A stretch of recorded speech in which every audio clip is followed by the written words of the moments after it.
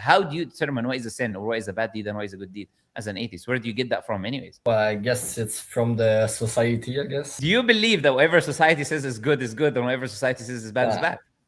Then you don't get it Yeah. from society. Well, the minute you said society, then you said you believe in a moral relativism, meaning that morality changes with every society every time. There's no right and wrong. If I put you in a time capsule, take you with the ancient Egyptians and the Romans or whatever, you would have slaves, right? Actually, take you in America not too long ago, and you'd have slaves, right? So the idea of what is right and wrong, where do you get it from? Well, I guess it's just my inner self. You can say something is good and I can say is bad, and then it will be just opinions. Then there's no good and bad then, because anybody can say anything, right? Everybody can say the same act is good and bad.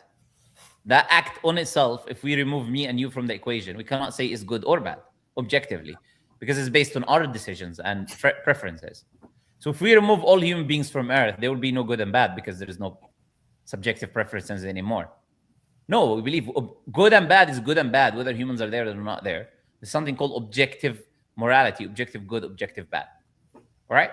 So now the question, since you understood this idea, right, they will come back to what you said about, okay, you're living a good life. You live in a good life based on what? Based on what you're determining is good and bad.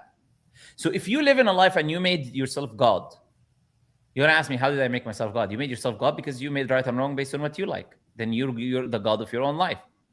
Right? You just took God out of the picture. Said, I'm going to be God. I'm going to say what I cannot do.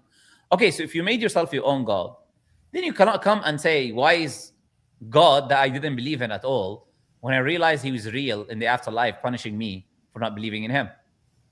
If truly God doesn't exist, the last thing I would see atheists worried about is being punished in the afterlife. But atheists always ask me this question, right?